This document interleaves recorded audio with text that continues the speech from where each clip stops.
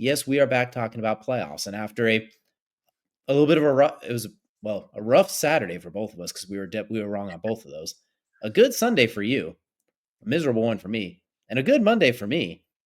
Here we are as we're back in the division round with some betting breakdowns, picks, and predictions. So just like last week, for those of you who don't want to see a giant look at our faces, we'll go and take that down a little bit. So now you can see we'll get a little bit of a visual aid here. Starting Texans playing on Saturday, death, taxes, all in the same thing. So Texans playing the playoff game on Saturday, 4:30 at the Chiefs. Chiefs minus 8.5. If you want the Chiefs money line, you're looking at minus 440. Over under set at 21.5. Kelcey, after last week, the Texans coming alive because the Chargers are forever cursed. They are just, no matter what happens, they're cursed. Did the Texans get it done, or is it Chiefs Kingdom? I don't want to bet against this current Chiefs team under the run they've been under for the last I think you can honestly say 5 seasons.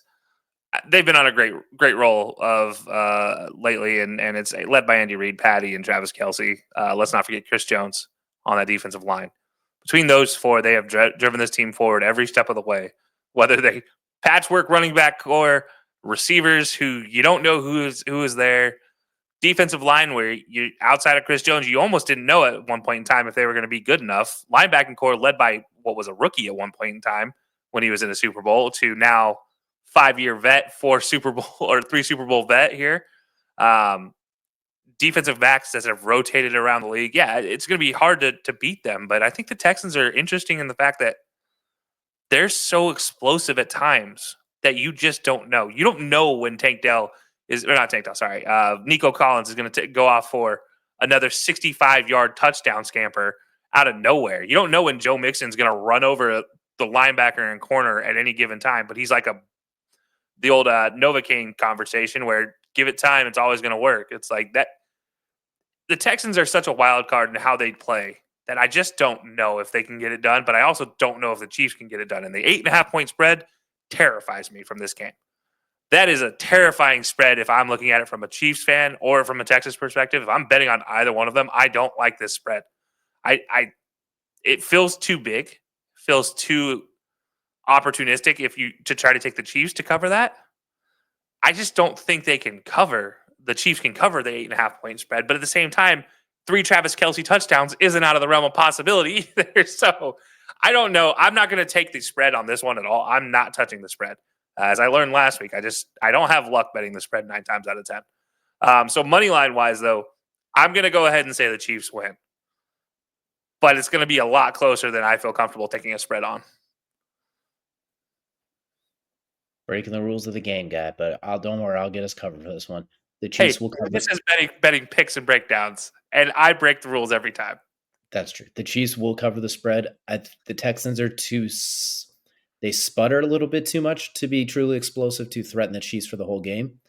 Chiefs could be up like 21-0, then suddenly the Texans make it 21-17, and it's weird. Then the Chiefs put it away because Hollywood Brown scampers or something. You mentioned Travis Kelce. He hasn't really played a whole lot in a month, so he's as fresh as a daisy at this point. His exact words were he's feeling 22, so it looks like he's in good shape, ready to go. You know how the Chiefs always are. They turn it on in the playoffs. Patrick Mahomes has never lost in the divisional round, hasn't even thrown an interception in the divisional round yet. His worst game ever was his first divisional round game when they played the Colts and they won 31-18 because they just kept running the ball for the easy peasy lemon squeezy. So Chiefs cover, they win. I also think that over-under, I think we're going to take the over. I think the Chiefs are going to play offense. This is going to be a bit of an offensive breakout for them a little bit. Hollywood Brown is healthy for the first time. Travis Kelce is fully healthy. Xavier Worthy, they're clicking right now. They've had time to get healthy. And that Texans interior offensive line terrifies me when you have a healthy, fully rested Chris Jones on the other side. Like that interior offensive line's getting gashed all season. And now you put in a premier defensive tackle. Texans won't cover. Chiefs win. They cover. Take the over. One more in there. Throw in a Travis Kelce anytime touchdown. You mentioned Travis Kelce, 3 touchdowns. If he gets 3 touchdowns, he holds the playoff record for touchdowns as a receiver.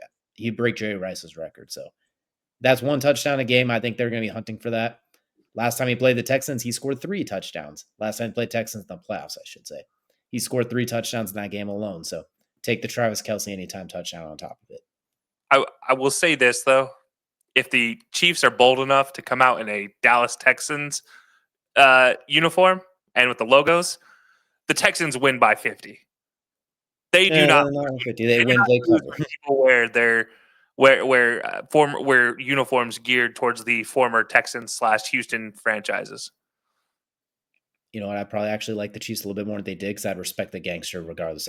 I'd hate it, but I'd respect it at the same time. But so we're looking at for the first game, second game of that night, Kelcey's game of the week, and a game of two of his random favorites featuring an NFC East team and a not NFC East team. As the Lions will take on the Commanders. Lions right now sitting at minus 9.5-point favorites over the Commanders. We also have the minus 485 to win. Commanders at plus 370. Over under set at a comfortable 55.5. So, Kelcey, do your Commanders, as much as you hate hearing that, they're your Commanders now.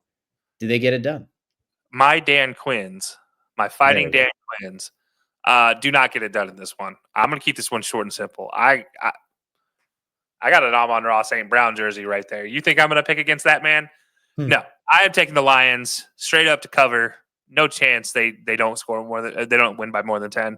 The way they're playing, that team is so devastating offensively, and their defense, despite all the injuries, keeps getting it done. I don't get it, but that offense is so good. I don't know how you stop that for how the Commanders have played defense lately. And Deron Payne and his finger. Anybody seen that? I don't know if he's going to be healthy enough. I don't know. Because he sure might not want to try to tackle Jahmyr Gibbs with that finger. So, yeah, give me the Lions covering 9.5 points. I'm going to say, too, one thing I've learned about this playoffs is the team that's favored big is favored big for a reason. They usually get it done. Like we talked about the Ravens and the Steelers, like this feels like too large of a spread. Well, that's because the Ravens are just better. When it comes to playoff time, if it's going to be an upset, it's not going to be in the same situation. It's very rare, if that makes sense. If the favorite's going to win, they're going to cover more often than not, it feels like. And in this case, I feel the same way with the Lions. I don't think the Commanders can get away. You got Dan Quinn and Dan Campbell. There's going to be absolutely no punting whatsoever in this game. It's going to be no field goals. It's going to be vibe checks, fourth down, and anything less than 10, they're going for it. It's Dan Campbell's game, and Dan Quinn won last week playing it. I don't think you can win twice playing that way against the original, the OG, like the founder of it, if you will. Ben Johnson's had 2 weeks to be in his bag. Aaron Glenn's had a couple of weeks to be in his bag. Guys are getting a little healthier too. That week off, I think, was huge for him. David Montgomery's even practicing again. Looks like he might play this week potentially. Jahmyr Gibbs. The Commanders' defense, still, while it vastly improved behind the Fighting Dan Quinns, they can still get got at any given moment. They flipped 33 players from last year's roster to this roster. Like, there's still some – you can only rebuild so much in one season. They're awesome. They have a bright future. They might win the division next year and be Kelcey's favorite to the Super Bowl next year. If nothing changes between now and then, it's going to, but they're absolutely deserve the spot. I like that over because Jane Daniels has it. The way they're running the offense, it is so simple yet so complex at the same time. Like It is so confusing to the defense, but it's so simple for Jane Daniels that it just works. I don't know if I can explain that very well. The football nerds get it with me. Everybody else, I'm sorry. I just spewed vomit salad all over the place. But the way the offense runs, it is so simply annoying. I guess this is the best way to put it. I'll take the over. I'll take the Lions to cover. I don't know what Jane Daniels over-under for rushing yards is, but I'm kind of feeling that over because I think the Lions' coverages are going to be a little confusing.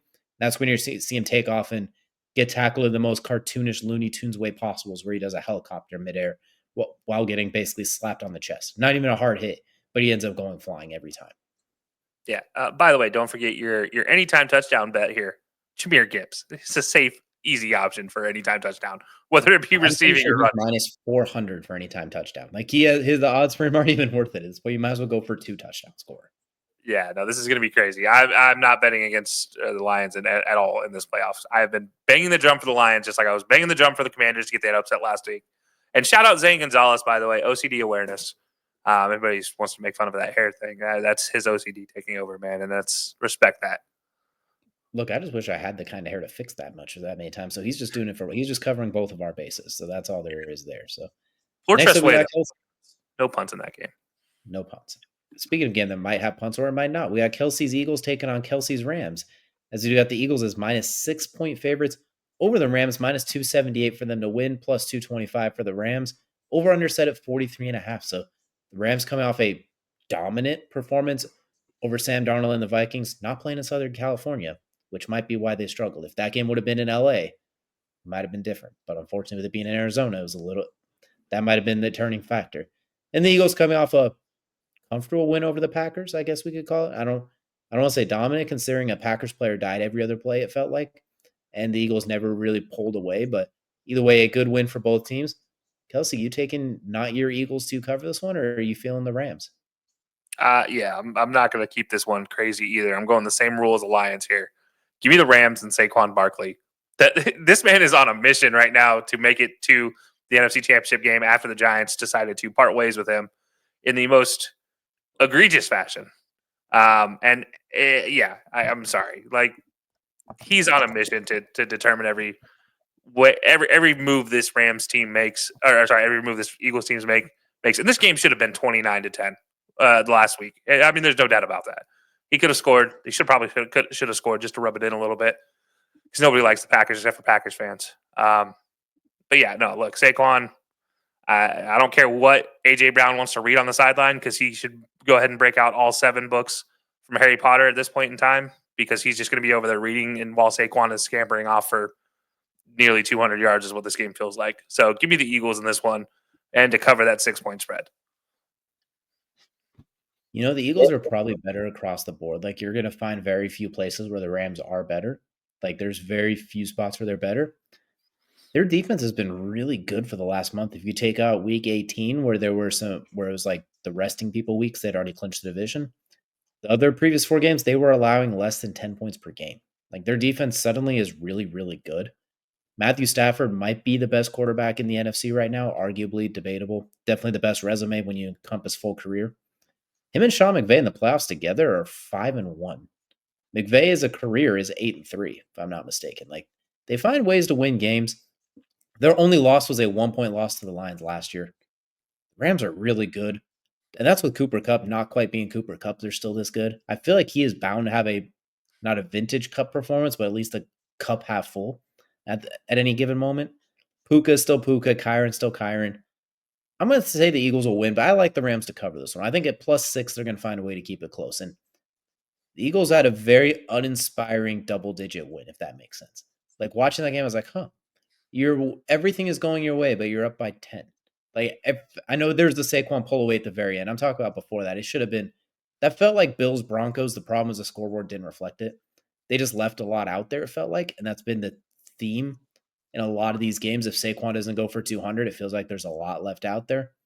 And I'm worried if Saquon doesn't go ballistic this game, if the Rams could keep him from rushing for 225 yards again, like he did last time, does it get a little bit iffy, because that pass game is still very, I'm not going to say fluky, but it's not, they don't have a lot of efficient, quick hitting plays. A lot of drives aren't sustained through the air very often. A lot of times through the air, they hit a big play, multiple big plays. So I'm curious to see how the offense goes, but I still think the Eagles will find a way to win.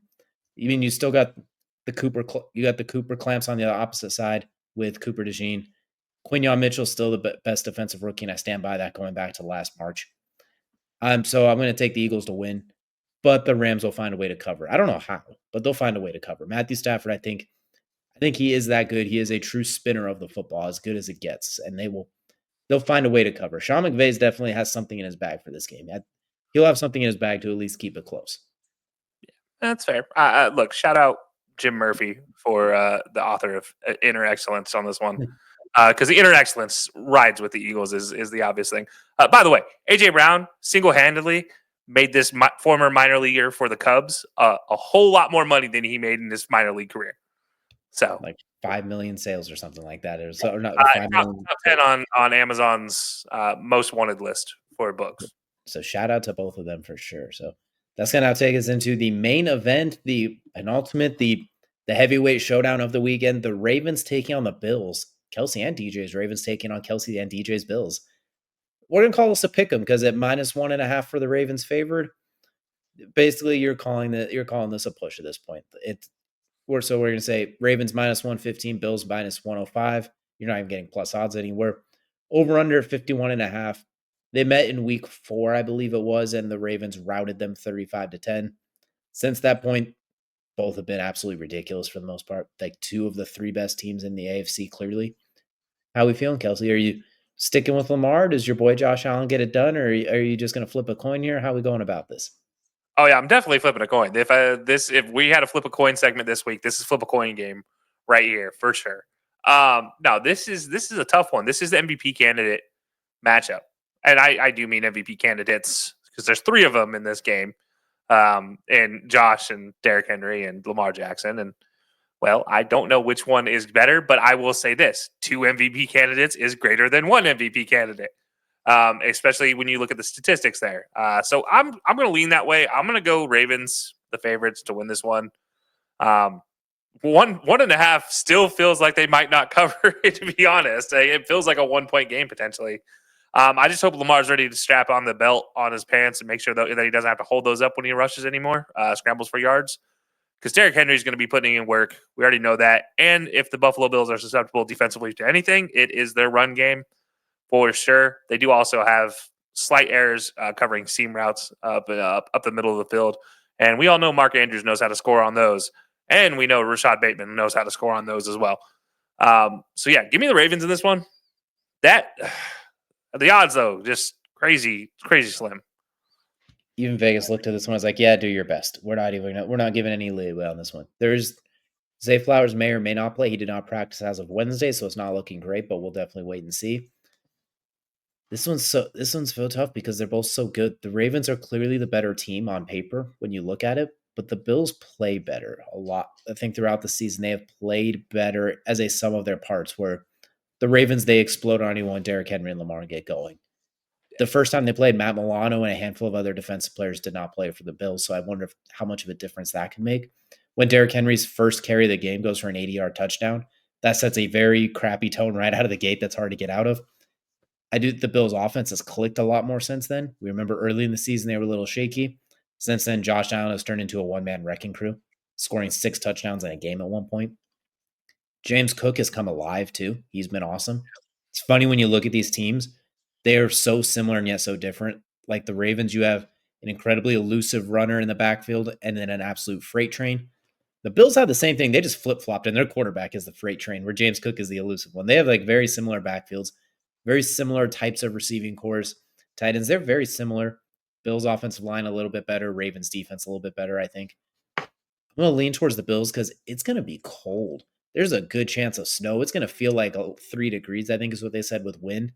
The Bills are a lot more used to that. The Ravens, it gets chilly there. They played in a monsoon last year, but like that snow and that Buffalo winter is a little different.